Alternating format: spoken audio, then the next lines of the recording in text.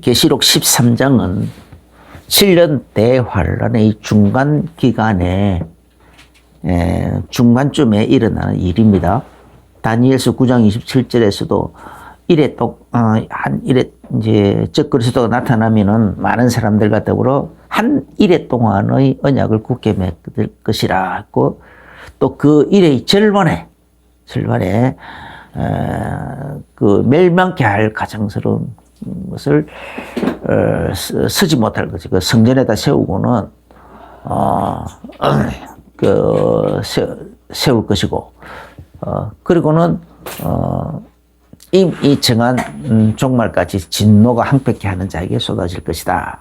그렇게 얘기했습니다. 그러면은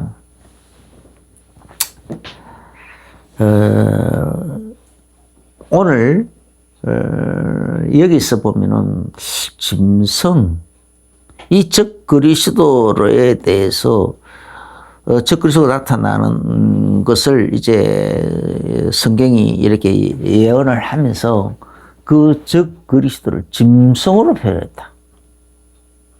짐승으로. 그래서 내가 1절에 보면은 내가 보니 바다에서 한 짐승이 나오는데 뿔이 열이요 머리가 7이라. 그 뿔에는 10왕관이 있고 그 머리들에는 신성모독하는 이름들이 있더라. 내가 본 짐승은 표범과 비슷하고 발은 곰의 발 같고 입은 사자의 입 같은데, 이렇게 그 짐승의 모습을 이렇게 묘사를 하고 있어요. 표범과 비슷하고 또 곰의 발 같고 입은 사자의 입 같고, 그런데 머리는 7이고 또 뿔은 10이고 각 뿔마다 왕관도 있고, 이러니 이게요 얼마나 무서운 짐승입니까? 그래서 다니엘서 7장에서는 그냥 이것을 다니엘이 직접 묘사를 못하고 그냥 크고 무서운 짐승, 두려운 짐승, 이렇게만 표현을 하고 있어요. 이 짐승이 뭐냐? 왜 성경은 적그리스도를 이렇게 짐승으로 표현을 하고 있을까? 또 이것은 나라를 표현을 하고 있어요. 다른 곳에서는. 그래서 이 짐승의 나라와 적그리스도 때의 그 가난 징조들을 오늘 한번 살펴봐야 되겠습니다. 그럼 먼저 첫 번째는 적그리스도 왜 그 짐승이라고 표현할까? 적그리스도에 대해서. 그래서 적그리스도의 그 정체성 또 본질 이런 것을 다른 말로 표현할 수가 없어서 이런 식으로 짐승으로 비유를 하고 있는 거예요. 비유를. 그래서 이스라엘이라는 그 나라 그 민족들과 직접적으로 연관돼 가지고 그래서 이스라엘을 괴롭히기도 하고 또 도움을 주기도 하고 하는 여러 가지 역할을 하는 나라들이 있어요. 그냥 단순한 나라가 아니고 제국들을, 아주 강한 강대국 제국들을 얘기하는데, 그 제국들을 7개로 표현을 했죠. 7개로 표현을 했는데, 다니엘서 2장은 그 제국들의 특징을 금속성으로 표현을 했어요. 비유를 했어요. 그래서 다니엘을 통해서 하는데 그 시대가 바벨론 시대니까 바벨론부터 시작을 한 거죠. 그래서 그 바벨론 시대는 금과 머리가 금과 같다. 그 나라의 특징이 금과 같다. 아주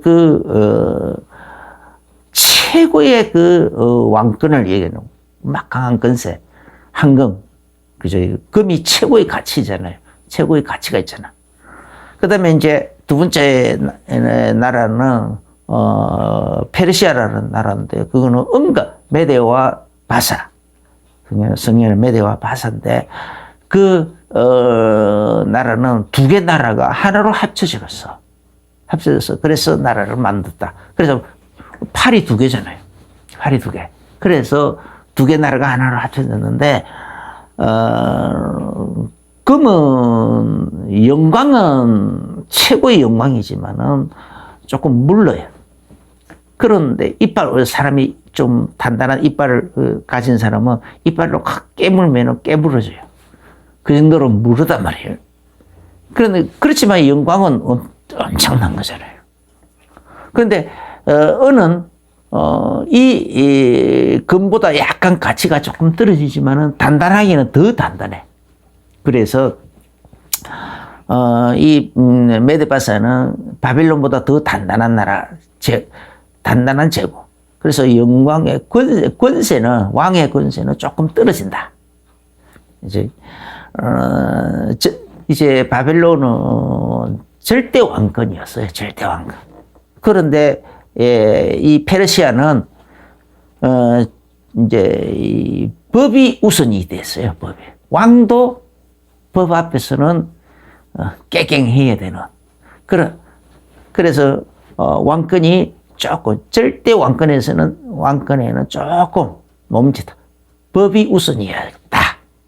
그 다음에 이제 세 번째로 헬라였어요. 헬라는 노스의 나라다. 그죠? 노스는 또, 은보다도 더 단단하죠. 단단하긴 더 단단한데, 영광은 좀, 가치는 조금 못하더라. 그 다음에 또, 철의 나라. 철의 나라는, 단단하기는 훨씬 더 단단한데, 또, 가치는, 좀 더, 높보다도 오히려 더 떨어지더라. 이렇게 금속성으로. 그 다음에 이제 마지막 때 나타나 10개 나라의 연방제국. 연방제국에는, 철하고 진흙이 막 섞여 있다. 그래서, 이런 식으로 금속성으로, 그 제국의 특징들을 다니엘서 이런 금속성으로 표현을 하고 있어. 그런데 다니엘서 7장에 가면은 이 나라들에 대해서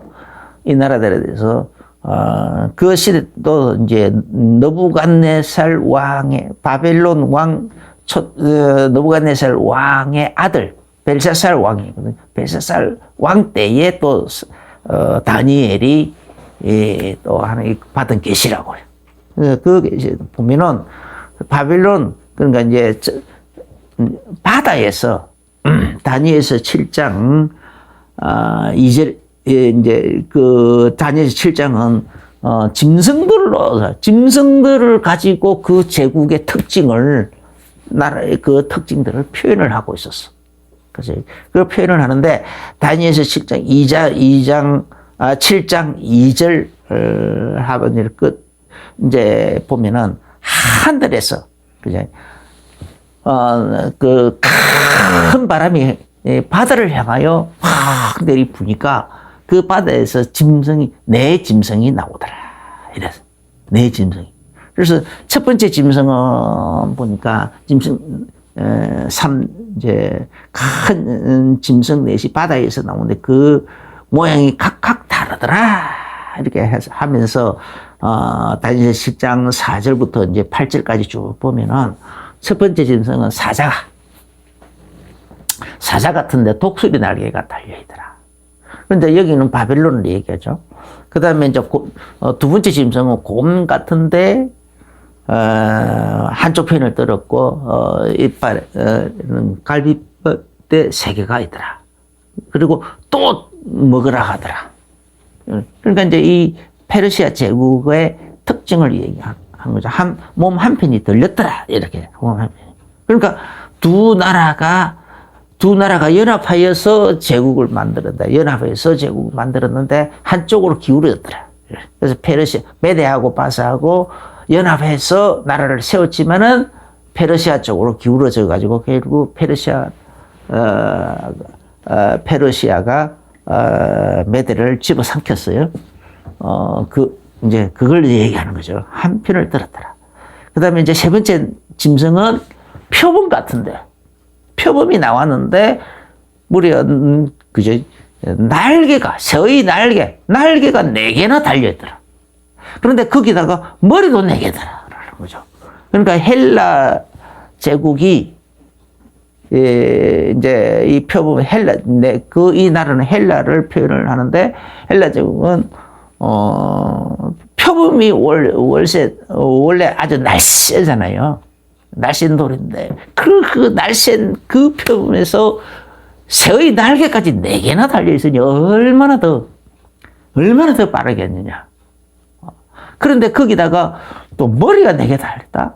이게 바로 뭐냐면 알렉산더 대왕, 헬라 제국의 초대 대왕 알렉산더, 잖아요. 그 알렉산더 밑에 장군이 4명이 있었더라는 거예요.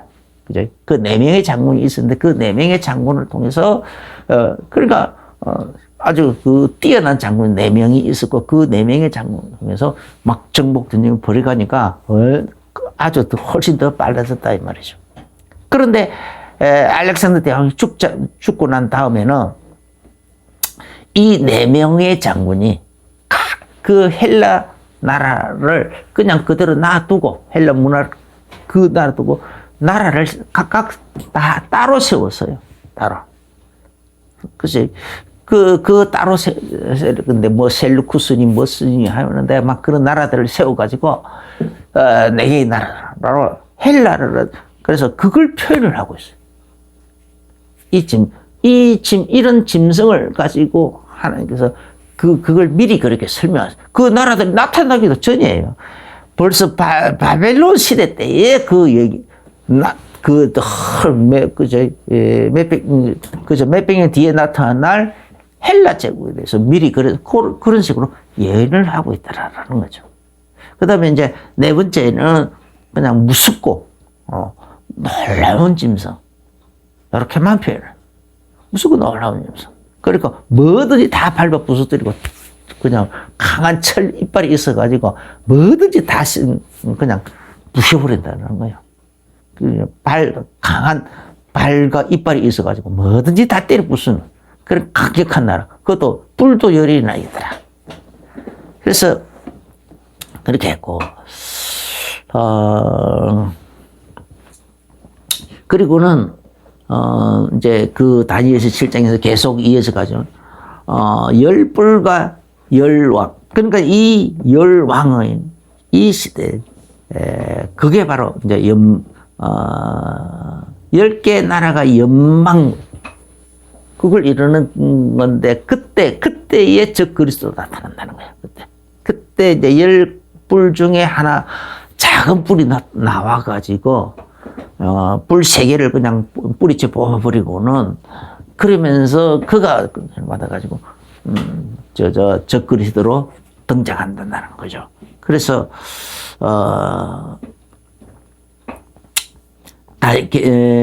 계시록 7장 12절에 보면, 17장 12절에 네가 보던 뿔은 10왕이니 아직 나라를 얻지 못했으나 다만 짐승과 더불어 잠깐 동안 권세를 받으리라. 지난 그 설명을 했죠. 그래서 오늘 이 본문에도 바로 그걸 계시록 13장 1절에도 바다에서, 그러니까 이제 다니엘서 7장에서는 요 배경을 조금 더 설명하죠. 하늘에서 큰 바람이 바다를 향하여 내리부니까 거기서 짐승이 이렇게 나왔다라고 되어 있는데, 오늘 이 본문에 계시록 13장 1절에서는 그냥 내가 보니 바다에서 한 짐승이 나오는데, 이렇게 그냥 바다에서 이렇게 단순한 면이죠. 그런데 뿔이 열이요, 머리가 7이고 뿔이 열이고 또 10뿔인가 왕관들이 있고, 막 또 머리들에는 신성모독하는 이름들도 있고 막 그렇더라는 거죠. 그래서 이 신성모독하는 이름 머리들에는 있더라. 그러면 이 7머리는 7제국을 얘기한다고 했잖아요. 이스라엘을 괴롭히던 각 제국들의 그 주변에 있던 그 제국들의 저희 통치권자를 얘기하는데, 애굽도, 그러니까 애굽 나라 또 마찬가지고 거의 대부분의 나라들이 다 그 황제들이 전부 다 자기를 신의 대리자라고 했어요. 그죠? 그래서 애굽도 뭐 태양신의 대리자로 이렇게 했어요. 황제가 대리자로. 그러죠. 자기가 신의 대리자로. 그리고 그 신성 모독 하는 이름이에요. 그래서 그것도 막 세우고, 우상 세우고 자기한테 절하게 만들고 막 그랬죠.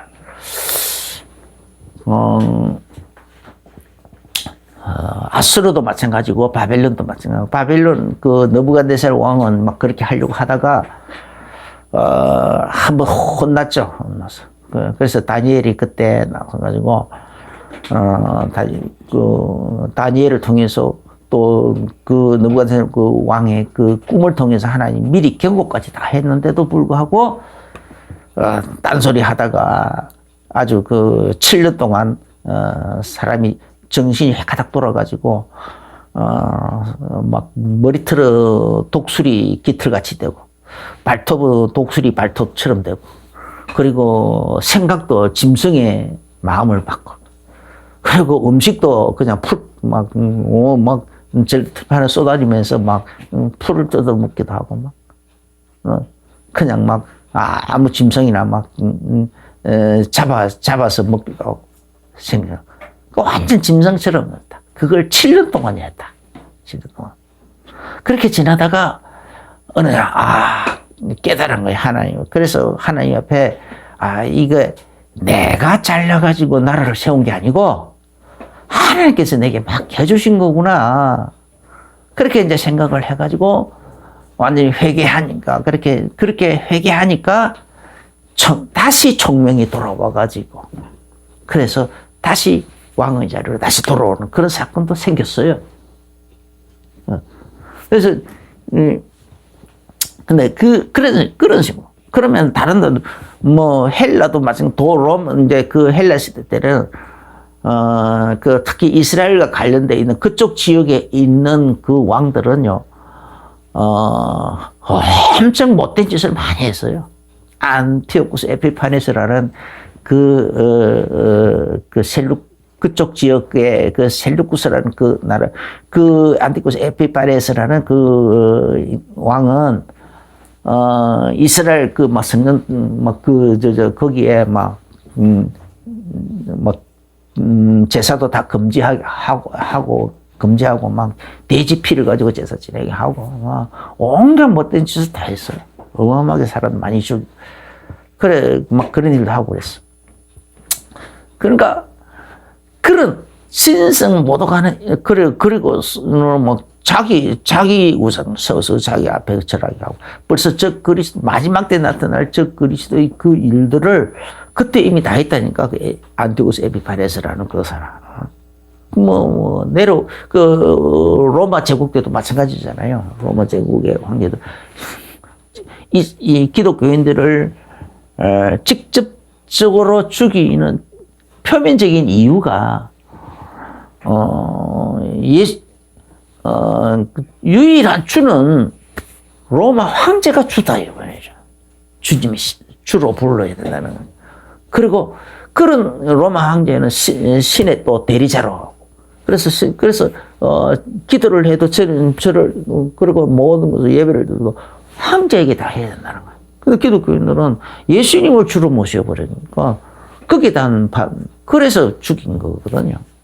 마치 우리나라 일제시대 때에 일본 그 천황에게 경배하지 않는다고 주기철 목사님이라든지 손양호 목사라든지 뭐 안희석 여사라든지 뭐 이런 사람들은 그래서 감옥에 고문을 하고 감옥에 가두고 결국 죽이기까지 하고, 그러니까 한 이유 그렇게 하는 거 하고 그것도 같은 거예요.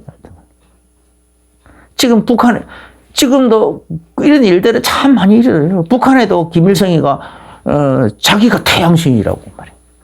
태양신이라고 그러고는 전부 북한 천에다 우상을 세워놓고 그 앞에 절하게 하고, 예수님 믿는 사람들은 성령책만 보여 성경책을 가지고 있는 것들 가지고만 있어도 읽었든지 안 읽었든지 상관없이 성경책만 들고 있어도 다 사형인 거예요. 그냥 감옥에 가든지. 그러니까 감옥에 가든지 사형당하든지. 그러니 이게 얼마나 근데 이런 나라들이 들어 있어요. 지금 현재 지구촌에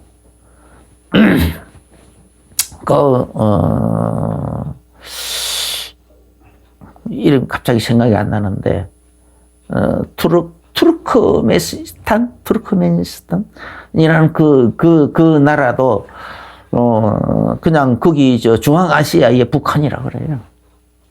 크기도 그냥 뭐 자기 우상을 전국에 다 세우고 골목골목마다 거리마다 다 세워놓고 막 절하게 하고 아주 희한한 나라 그런 나라 있어요. 그러니까 이제 그런데 그런 나라들은 왜냐 그런 적그리스도적인 일을 해도 이스라엘과 상관이 없는 거예요. 북한하고 이스라엘이 뭐 상관이 있어요. 그거하고 뭐 북한하고 이스라엘하고 무슨 상관이 있습니까? 그런데 마지막 때는 이 10개 연방국이 10개 나라의 그 연방 제국이 마지막 그 7번째 연방 제국이 이들이 이스라엘을 쳐들어가는 거예요. 이스라엘을 세워가지고 이스라엘을 쳐들어가서 이스라엘을 정복을 하는 거예요. 예루살렘 정복을 하는 거예요. 그래서 이스라엘과 직접적으로 관련이 있기 때문에 관련이 있어서 이렇게 얘기하는 거예요. 성경의 예언과 이렇게 성경으로 그걸 예언을 하고 있는 거예요. 그래서 이 적그리스도는 뭐 자기 자신을 하나님이라 데살로니가 후서 2장에 보면은 자기를 성전에 앉아서 자기를 보여 하나님이란다. 자기가 하나님이라는 거예요. 하나님이라고 그렇게 할 거라는 거고 이미 했어요. 그런데 오늘 이 신성 모독하는 이름들이 있더라. 또 하나님을 향하여 입을 벌써 하나님을 향하고 막 비방하고 그런 일들도 막 하더라는 거죠.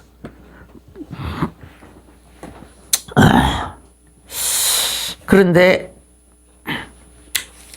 그러면 계시록 13장 2절에 보면은 내가 본 짐승은 표범과 비슷하고 발은 곰을 밟았고 입은 사자의 입 같고 이렇게 짐승을 표현했다. 그러면은 표범은 뭔가 헬라 그걸 말하는 거죠. 그 헬라 중에서도 그 셀루쿠스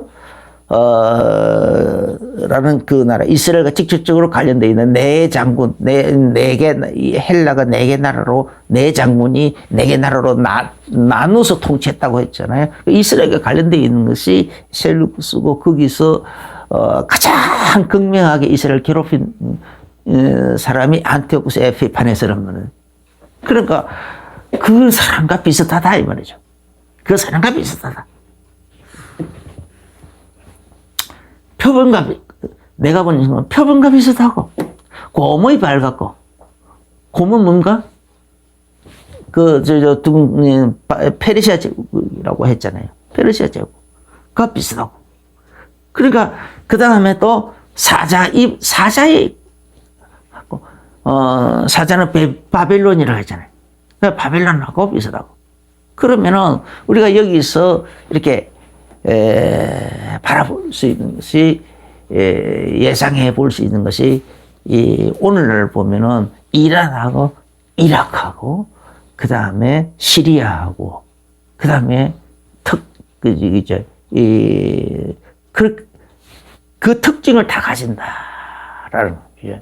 거기서 지금 그래서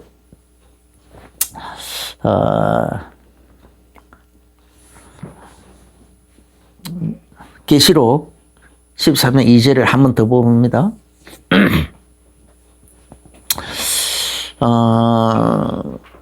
용이 그러니까 이 짐승에게 용이 자기의 능력과 보좌와 큰 권세를 그에게 주었더라.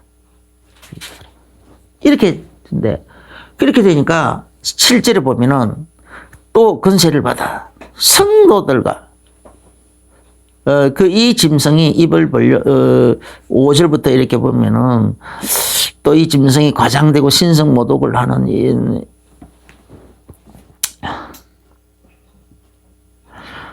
신성 모독을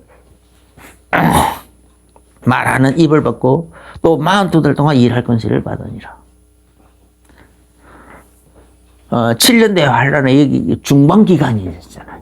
7년 대환란 중간기간 동안 중반이니까 남아있는 기간이 예수 그리스도의 재림까지는 기간이 3년 반밖에 안 남은 거죠. 그러니까 3년 반. 그러니까 그 3년 반 동안 일할 권세를 받고 있다라는 거죠. 그러니까 그 짐승이 입을 6절에 보면은 짐승이 입을 벌려 하나님을 향하여 비방하되 그의 이름과 그의 장막과 하늘에 사는 자들을 비방하니라. 하늘에 소망을 두고 사는 사람, 천국에 소망을 두고 사는 사람, 생명의 부활에 소망을 두고 사는 사람들을 막 비방하는 거예요. 조롱하고 비방하고 그렇게 할 거라는 거죠. 또 권세를 받아서 성도들과 싸워 이기게 되고 이 기독교인들의 기독교인들의 모든 권세가 다 박살난다 이 말이죠. 그리고 또 중요한 것이 있어요. 7절 그 하반절 보면은 각 족속과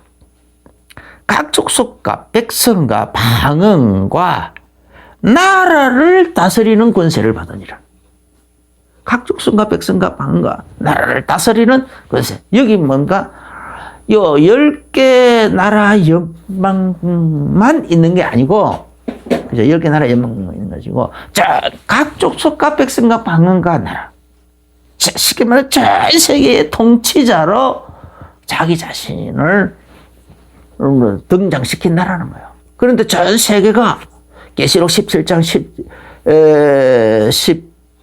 15절부터 이르고 각 나라들이, 각 족속과 백성, 그 방언, 이 사람 자기 나라를 갖다 바친다고 되어 있어요. 다 추종하고 그를 따른다고 되어 있어요. 왜 그럴까? 여기 계시록 13장 조금 더 읽어보면 그 뒤에 거짓 선지자가 나타나가지고 하늘에서 불이 내려오게 하는 막 이적도 행하고 하면서 그러면서 막 적그리스도에게 그 우상을 적그리스도 우상을 세우고 그에게 경배하게 하고 그에게 절하지 않는 자는 며칠 내에 죽이고 막 또 그 표가 없으면 매매도 못하게 하고 그런 일들을 한다라는 거예요. 그렇게 하는데 그런 것 때문에 그런지 몰라도 이런저런 묘한 거 그런 이적도 있고 그 외에 그 묘한 말로 미혹도 하고 이런 식으로 해가지고 전 세계를 미혹한다는 거예요. 그러니까 전 세계 거의 대부분의 나라들이 대부분의 족속들이 다 나라를 갖다 바치는 것이고 그걸 오늘 이 7절 하반절에서는 각 족속과 백성과 방언과 나라를 다스리는 권세를 받았다. 이런 식으로 표현을 하고 있다는 거예요. 이제 이거는 그러니까 하나님께서 이 적그리스도에게 이렇게 하나님의 입장에서 이런 표현을 하시는 거죠. 권세를 그런 식으로 주었다. 그 다음에 계시록 17장에서는 사람의 입장에서 이렇게 보면 각 족속과 각 사람들이 자기 나라를 갖다 바치더라. 이렇게.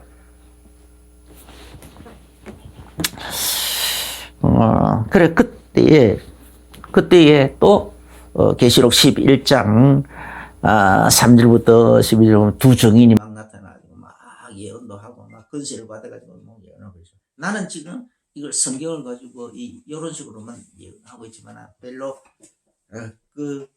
없이 그냥 하지만.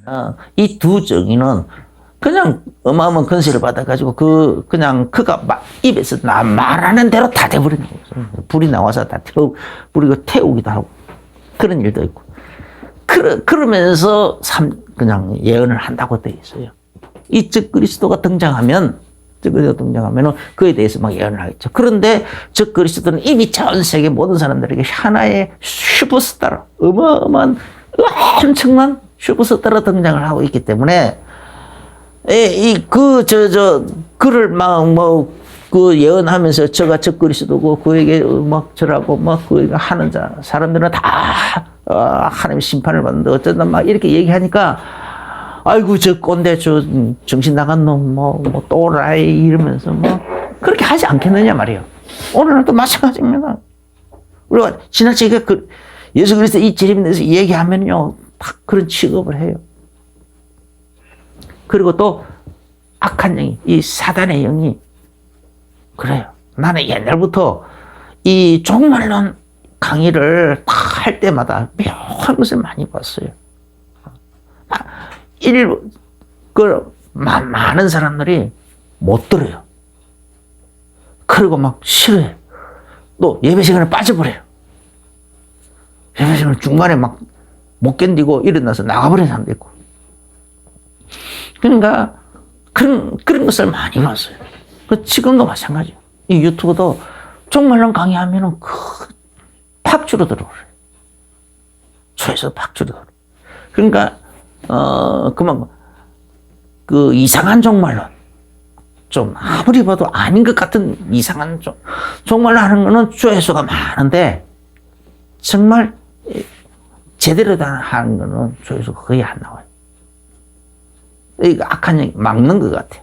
악한 영이 그거 위험한 거야 이러면서 길을 쓰고 막아버리는 것 같은 느낌이 와. 그러면은 그래서 이 계시록 11장의 두 증인이 그래서 나오는 거예요. 이 두 증인이 막 그렇게 연하는 것은 전 세계적으로 아마 그 요즘 유튜브 이런 게 시대니까 미디어 시대니까 그래서 이 두 사람이 죽임을 당하고 막 하는데 그런 것을 전 세계 사람들이 다 본다고 했어요. 그 시체를 다 보고 있고 그리고는 사람들이 막 선물을 나눠주고 막 그렇게 한다는 거예요. 이 두 사람이 죽임을 당했을 때는 그런 일이 사람들이 막 잔치를 벌이고 선물을 나눠주고 막 그런다는 거예요. 그런 일을 벌인다. 왜 그럴까? 그만큼 그래서 오늘 이 얘기를 미리 하는 건 뭔가 요런 두 증인이 이런 사역을 이런 행사를 하면 이걸 보고서라도 적그리스도의 때가 적그리스도가 나타난 거구나 그렇게 생각하라는 거 그렇게 생각하라고. 자, 그 다음에 이제 우리가 두 번째로 볼 거는 그러면은 이런 짐승의 나라와 적그리스도가 출현하는 이 종말시대에 대한 징조들이 있을 거 아닙니까? 그래서 이미 그것을 징조들을 누가복음 21장에 29절 31절에 무화과 나무 비유를 배워라. 마태복음 24장 31절부터 34절에서 무화과 나무의 비유를 배워라. 무화과 나무가 싹이 나고 막 줄기가 연해지고 그러면 여름이 가까운 줄 알지 않나요? 그러면은 이와 같이 벌써 여름이 가까워. 우리 뒤에 이 살구나무도 보세요. 지금 벌써 막 잎사귀가 금방금방 막 한 주간 막 하루하루가 차이 나더라고. 꽃이 피는 것 같더니 싹이 나기 시작하고 잎사귀가 팍 피어오르더니 금방 막 새순이 쭉쭉쭉쭉 자라나오고 잎사귀가 팍팍팍 피어버려. 지금 벌써 이렇게 막 실록이 돼버리죠. 자, 이런 식으로 그러면은 벌써 여름 다 됐구나 이렇게 얘기한다고. 여름 다 됐구나. 다 됐고 잎사귀가 확 피어오는 거 보고 이렇게 예수님 재림 가까웠구나.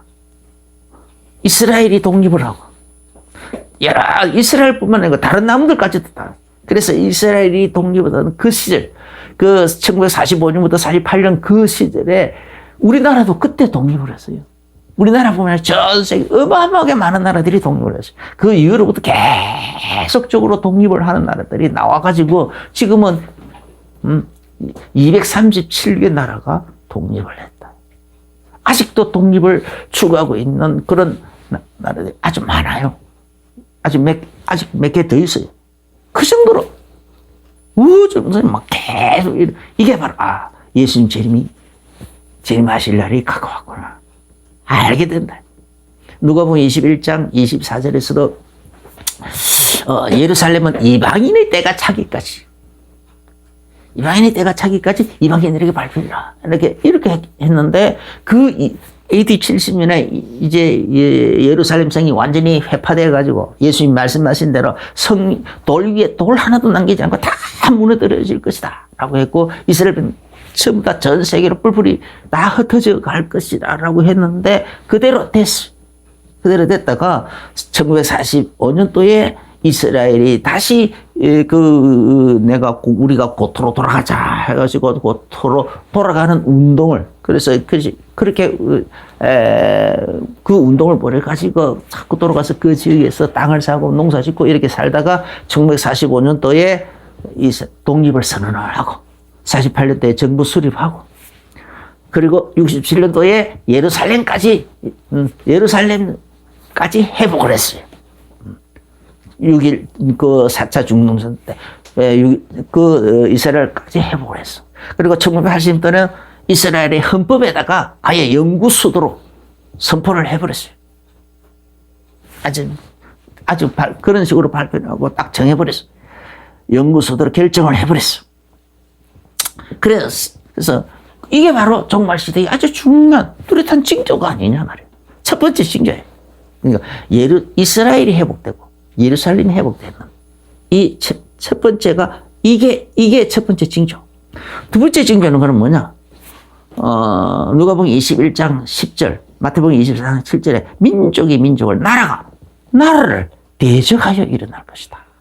그리고 첫째 11절에도 누가복음 21장 11절 곳곳에 첫째 큰 지진과 기근과 전염병 이런 것이 또 무서운 일이고 하늘의 징조들도 막 나타나고 이런 일이 일어날 거라고 했거든요. 근데 그게 계시록 6장에서도 나타나네. 그래서 계시록 6장에서도 6장 4절부터 이래 먼저 그냥 붉은 말이 타고, 두 번째 말이 첫 번째 흰 말인데 두 번째 말은 붉은 말이 나오는데 땅에서 화평을 제하여 버린다. 그래서 화평을 제하여 버린다. 그리고 서로 칼로 막 죽이는 전쟁이 일어나. 다시 그러니까 그 기도가 전쟁뿐만이 아니고 이제 세 번째 짐승은 말은 검은색 말, 기근이고, 또 네 번째 말은 청황색 말인데 그거는 전염병이라고 그랬어요. 그러니까 이런 일들이 그대로 이미 누가복음 21장 11절에서 그대로 씁니다. 기근과 지진, 전염병, 하늘로부터 또 무서운 일들. 이게 바로 두 번째 징조가 전쟁 시대가 지금 이제 전쟁 시대가 돌입하고 있는 거거든. 그게 자잘하게 죽는 이런 그런 거 가지고는 제대로 큰 전쟁이 아닌데, 이 지금 러시아가 우크라이나를 침공해버림으로 인해서 마치 이걸 통해 가지고 막 뭔가 이 선이 하나 끊어진 것 같은 그런 느낌이 든단 말이에요. 그래서 지금 전 세계가 곳곳이 지금 갑자기 지금 전쟁, 그 나라들이 다 막 정신을 바짝 차려가지고 지금 전쟁 준비를 막 하고 있잖아요. 각 나라마다. 우리나라가 다행히 우리나라는 계속 북한하고 막 전쟁이 꾸준히 해오다 보니까 다른 나라들은 군수 산업이 거의 다 망가지고 있어. 전쟁, 너무 평안 시대를 쭉 지나다 보니까 전혀 전쟁 준비가 안 돼 있고 그 군수 산업이 다 기반이 다 무너져 버렸는데, 우리나라는 계속 휴전 상태다 보니까 그거 계속 해오다 보니까 지금 완전히 특혜를 보고 있는 거예요. 지금 특혜를 보고 있는데 좋은 일은 좋은 일 같으면서도 사실은 좋은 일이 아니죠. 전 세계가 완전히 군비 경쟁에 돌입을 했어요. 전 세계가. 붉은 말 시대가 도래한 것 같아요. 하루마시다. 민족이 민족을, 나라가 나라를 대적하여 일어난다. 그리고 첫째 기근과 지진과 전염병. 이게 바로 두 번째 징조다. 그죠?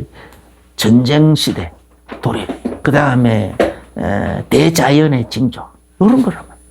그래서 지금 한 몇 년 전부터요. 내가 이렇게 보면은, 지금 이 뉴스가 우리가 조금 주의 봐야 되는 게 뭐냐면은 거의 대부분 지진도 지금 거의 해마다 2배씩 증가해요.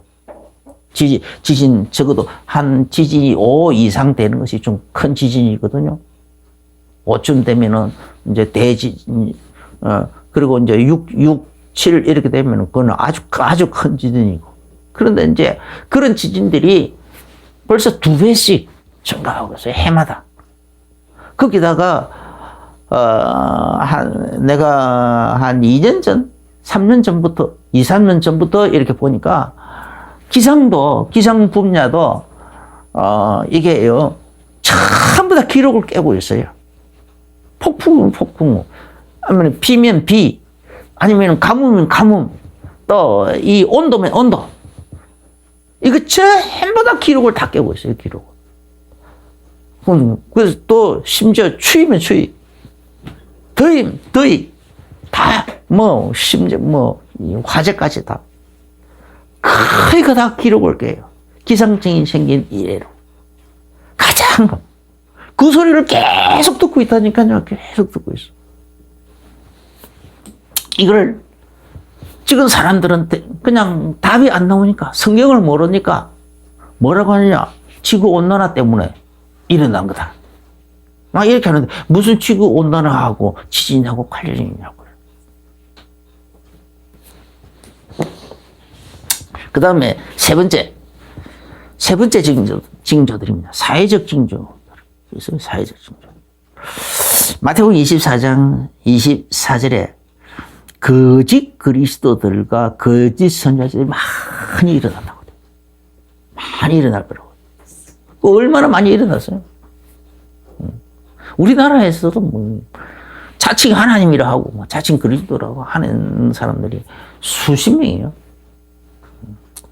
그래서 내가 처음 신학교 다닐 때 그때만 해도 50명이 됐어요. 50명. 지금 더 많겠죠. 근데 또 그런 사람들이 사람들을 많이 끌어모여. 희한하게 그 교회들 부흥 많이 돼요. 어마어마하게 몰려. 거기는 사람들이 엄청나게 몰려들어. 거기 간 사람들, 내가 얘기할 때는 시큰둥하게 듣더니, 나하고 성경 공부할 때는. 그런데 그쪽은 가가지고, 그냥 뿅 가가지고, 막, 열심을 내고 있더라고요. 아주 돈까지 갖다 바쳐가면서. 아주 열심을 내고 있더라고요. 영이 따로 있구나. 사단에게 미혹되는 영이 따로 있구나. 라고 싶어요. 이제, 왜? 거기다가,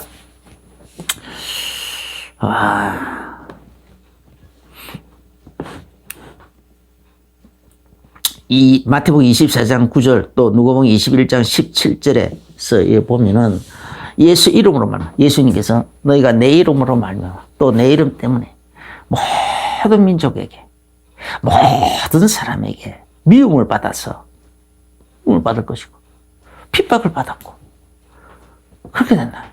그래서 심지어 어느 정도로 부모가 자식을 친구가 친구를 막 죽는 내어주고 그걸 말할 것도 없고 부모가 자식을 죽는 자식이 부모를 죽는 데까지 내어주는 고소 고발해가지고 죽는 대로 내어주는 그런 일들이 막 생겨난다라는 거죠. 그래서 사랑이 마태복음 24장 12절에 이런 식으로 불법의성 또 그때 마지막 정말 그 시대적 특징이 뭐냐 불법의성함으로 법을 그냥 고의적으로 막 무시해버리고 어겨버리고 하는 그런 일들이 너무 많이 일어난다. 그래서 사랑이 식어지리라. 지금 우리나라도 나도 이 보면은 우리나라 법원이 사법부가 지금 망가져가고 있어요. 망가졌다는 것이 느껴져. 그러니까 사람들이 점점 더 지멋대로요. 그러니까 전부 다 이렇게 보면은 무슨 사건이 일어났을 때에 그 사건 보도가 있으면은 거기에 댓글들을 보면은 거의 대부분이 사고 부르려고 해요. 나쁜 판세 새끼들이 막 저렇게 해봤자, 저렇게 막 들어가봤자 온갖 핑계 대가지고 전부 집행유예를 풀어줄 건데, 저 집행유예를 다 풀어준다라는 거예요. 그러다 보니까 점점 더 사람들이 이 범죄에 대해서 경각심을 안 가져요. 사회적으로도 경각심을 안 가져요. 그래서 점점 더 그것 때문에 사람들의 사랑이 식어지리라. 또 이렇게 막 선한 사마리아법 이런 것이 제대로 없어가지고 우리는 제대로 그런 것이 기능을 안 해가지고 그래가지고 남을 돕기 위해서 조금 하다 보면은 그냥 덤태기 쓰는 일이 너무 많은 거예요. 그러니까 이제는 남을 돕는 일에 함부로 나서기가 어려워지는 그런 상황이 들어닥쳤어. 불법이 성함으로. 불법이 성함으로 많은 사랑이 식어지리라. 그래. 오죽하면은요, 우리나라 어떤, 어떤 사람은 그 부모에 대해서 또, 이렇게, 사돈 어른에 대해서, 사돈 어른도 아주 이 어려운 관계잖아요. 거기에 대해서 입에 담지 못할 욕을 하고, 형을 갖다가, 형의 장모인데, 형수에게 또 입에 담지 못할 욕을 하고, 심지어 그 형을, 정신병원에 가둬버리고, 아주 억지로 잡아 가둬. 자기한테 듣기 싫은 말 한다고 억지로 잡아 가둬버려. 그러니, 그런데 그거를 어떤 사람들이 그걸 아예 가다가 그냥 법원에 허가까지 받아가지고 아주 스피커에 틀고 다녔어. 그래도 대통령 후보, 그런 사람이 대통령 후보 나온다니까 너무 사람들이 기가 막혀가지고. 틀고 다녔다니까. 그래도 1600만 표가 나왔어. 이번에는 국회의원까지 참석해. 국회의원 그 선거 그 현장에서도 어떤 사람이 계속 틀고 다녔어, 그냥. 그래, 들으면서도 그 사람 표를 몰아줬다니까. 그러니 이때부터 사람들 속에 뭐가 무너져 버리니까 도덕적 기준이 무너지고 도덕적 자기가 도덕을 지키려고 하는 양심의 벽이 무너지는 거 아닙니까? 양심의 벽이 무너져 버린 거예요. 그럼 그게 무너지면 뭐가 됩니까? 사랑이 식어져 버리는 것이. 사회를 사랑하는 거, 이 나라와 이 민족을 사랑하는 거, 이웃을 사랑하는 거, 이 벽이 다 무너진다, 이 말이에요. 그걸 미리 예수님께서 말씀하셨다니까. 불법이, 마태복음 24장 12절, 불법이 성함으로 많은 사람의 사랑이 식어지리라. 이 말씀, 디모데후서 3장 1절부터 7절에서도 말세, 고통하는 때가 이르니. 말세, 고통하는 때가 일어난다는 거예요. 사람들이 자기를 사랑하고, 이제 돈을 사랑하고, 쾌락을 사랑하고, 교만하고, 또 남을 비방하기 좋아하고, 부모를 거역하고, 감사할지도 모르고, 거룩하지도 않고, 무정하며, 모함하며, 사나우며, 선한 것을 좋아하지 아니하고, 배신하며, 조급하며, 또 경건의 모양은 있지만 경건의 능력은 부인하고. 그래서 디모데에게 사도 바울이 너는 이런 자들에게서 돌아서라. 그런 사람들하고는 거리를 두라. 거기에 미혹당하지 말라는 거죠. 왜 이런 일들이 막 일어날까요? 종말이 오기 전에 먼저 이런 일들이 왜 일어날까? 이런 일들이. 이게 바로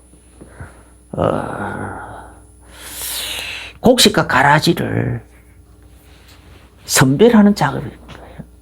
마태복음 13장 30절부터 43절에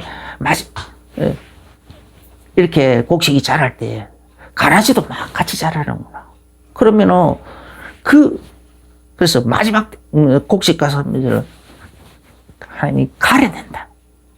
가라지를 먼저 뜯어서 불사르게 내어준다. 했어요. 마지막 때도 그렇게 될 것이라고 그랬어요.